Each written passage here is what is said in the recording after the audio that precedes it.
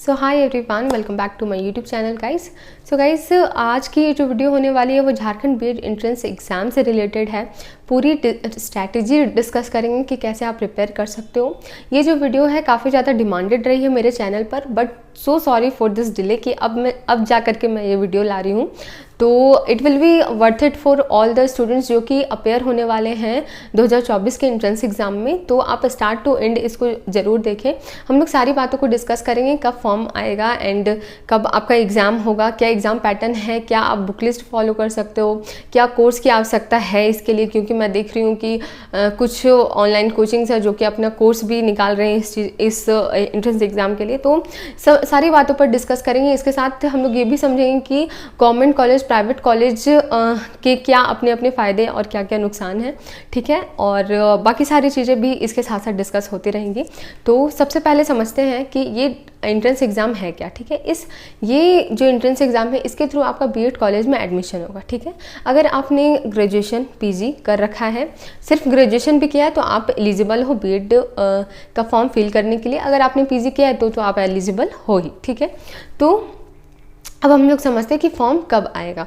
Form आपका आने वाला है जनवरी सेकेंड वीक मान सकते हैं, जनवरी मिड से लेकर के फरवरी मिड तक आप लोग बोल सकते हो कि इसी दौरान हमारा क्या होगा कि एंट्रेंस एग्ज़ाम का जो फॉर्म है वो आ जाएगा, ठीक है। अब हम लोग बात करते हैं कि एग्ज़ाम इसका कब होगा, ठीक है। तो एग्ज़ाम करीब आप रख लो कि अप्रैल टू मई के बीच में हो जाएगा आपका एग्ज़ाम, ठीक है।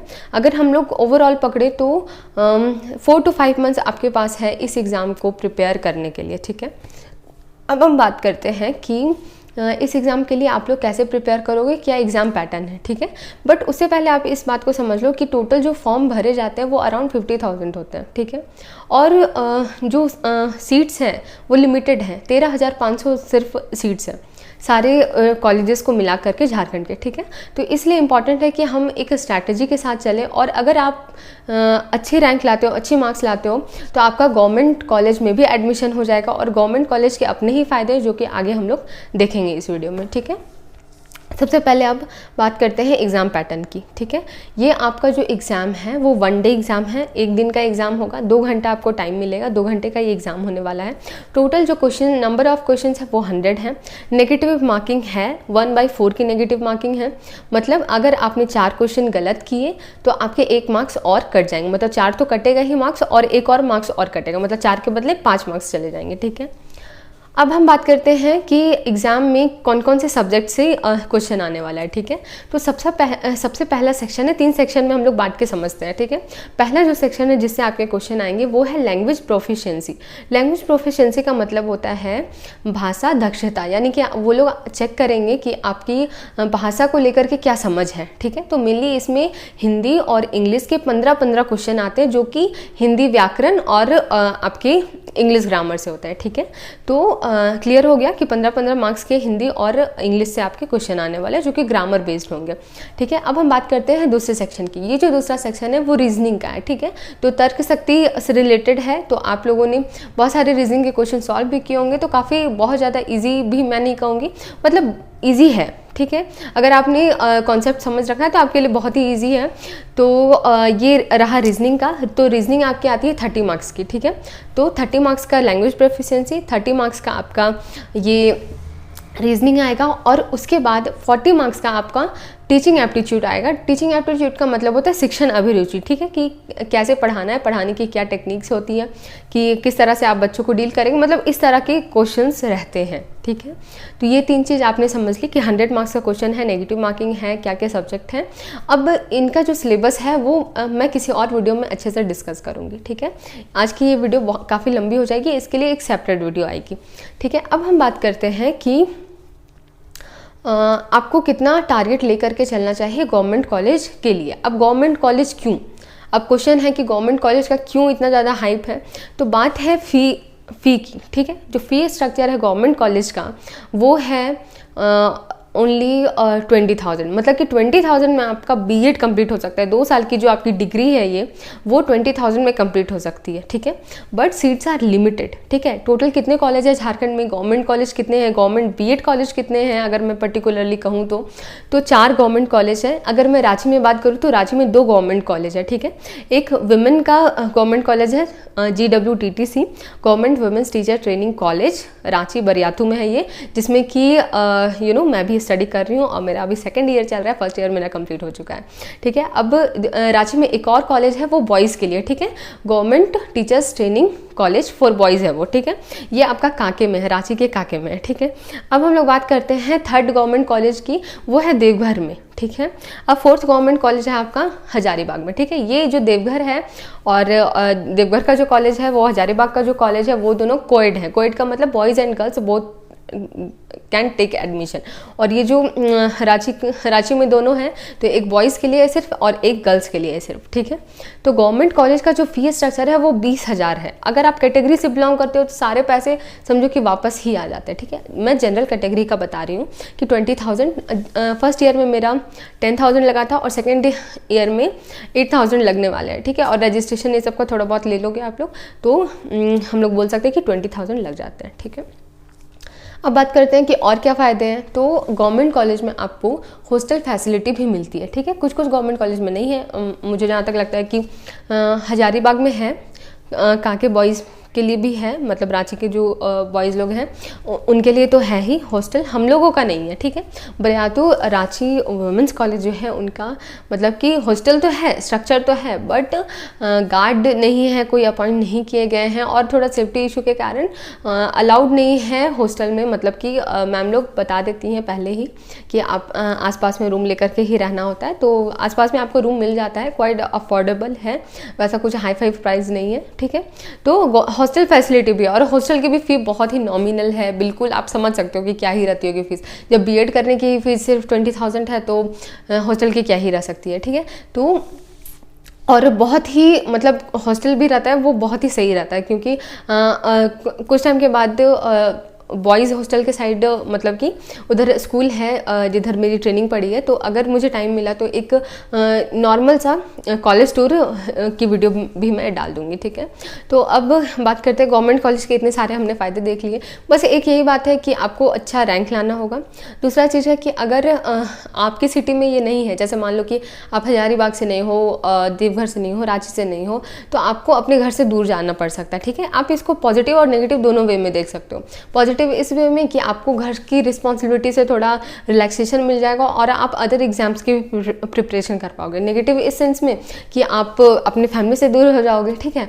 बट ठीक है, ये सारी बातें हैं गवर्नमेंट कॉलेज की। अब प्राइवेट कॉलेज या प्राइवेट या सेमी गवर्नमेंट कॉलेज की हम बात करते हैं, ठीक है।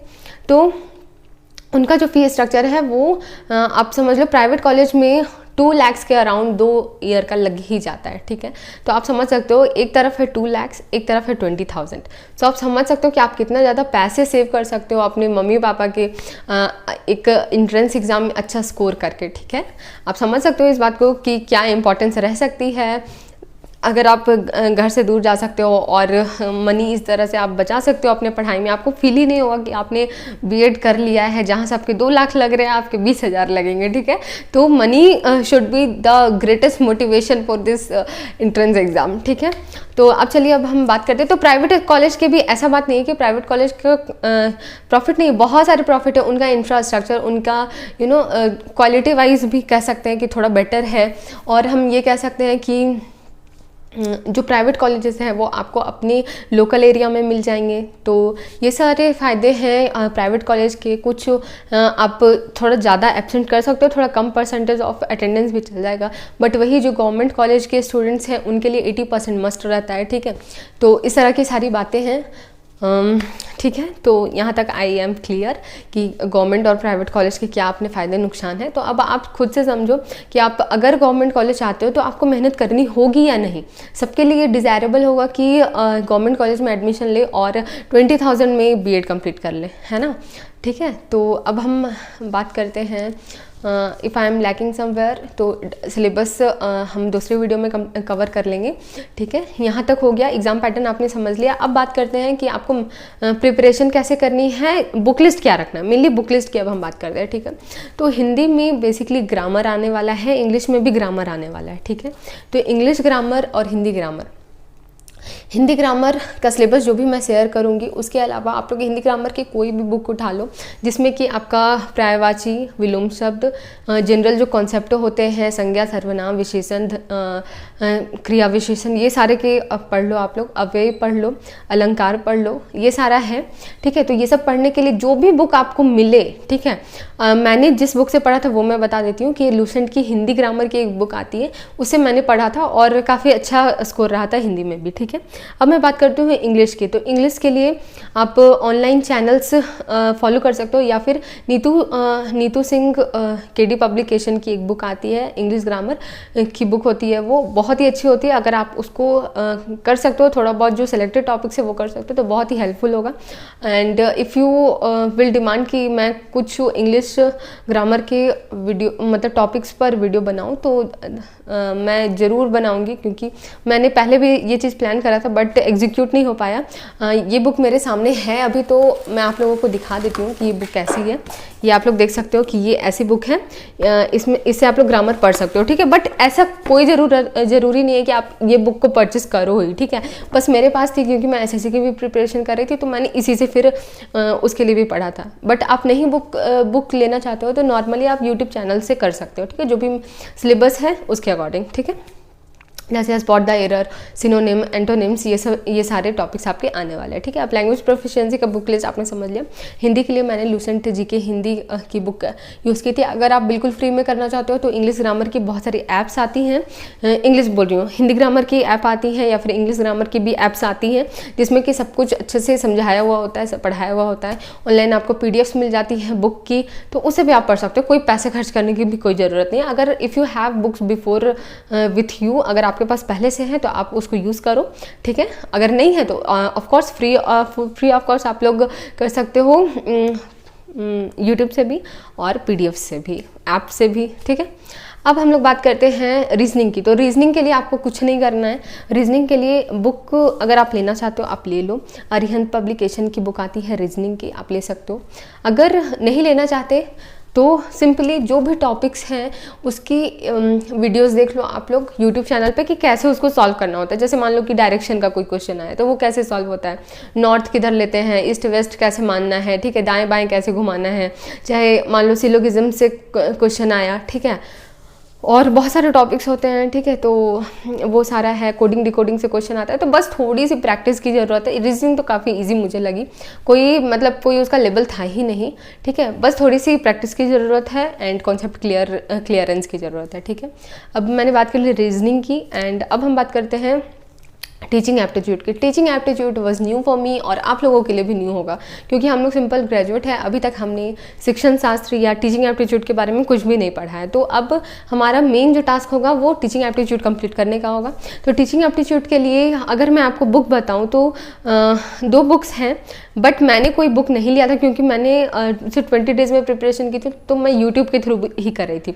तो अब मैं आपको यूट्यूब सोर्सेज भी बताऊंगी कि ऑनलाइन आप लोग कैसे कंप्लीट कर सकते हो, और बुक सोर्स भी बता देती हूँ, ठीक है। बुक्स में एक शिवांगन पब्लिकेशन की बुक आती है टीचिंग एप्टीट्यूड बोल करके, या फिर पूरा बीएड एंट्रेंस एग्जाम का प्रिपरेशन के लिए ही होता है, I don't recall right now, लेकिन शिवांगन पब्लिकेशन की बुक आती है, आप लोग मार्केट में पता कर सकते हो, ठीक है।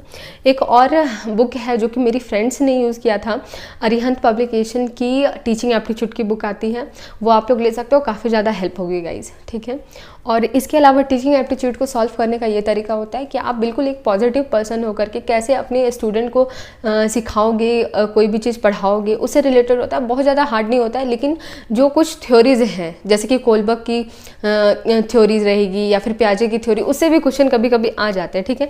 या फिर एजुकेशन कैसे कैसे आया हमारे इंडिया में, तो उससे भी एक्ट से भी एक क्वेश्चन था, ठीक है। तो आपको इसके लिए क्या करना है ना कि हिमांशी मैम की हिमांशी मैम जो कि सीटेट या KVS ये सब एग्ज़ाम की प्रिपरेशन करवाती हैं, तो उनसे आप CDP का एक लेक्चर कम से कम देख सकते हो। एक मैराथन वीडियो है CDP मैराथन वीडियो, करीब 4 घंटे की है, तो आप उसको देखोगे तो काफ़ी कुछ आपको क्लियर समझ में आएगा कि टीचिंग एप्टीट्यूड को कैसे प्रिपेयर करना है।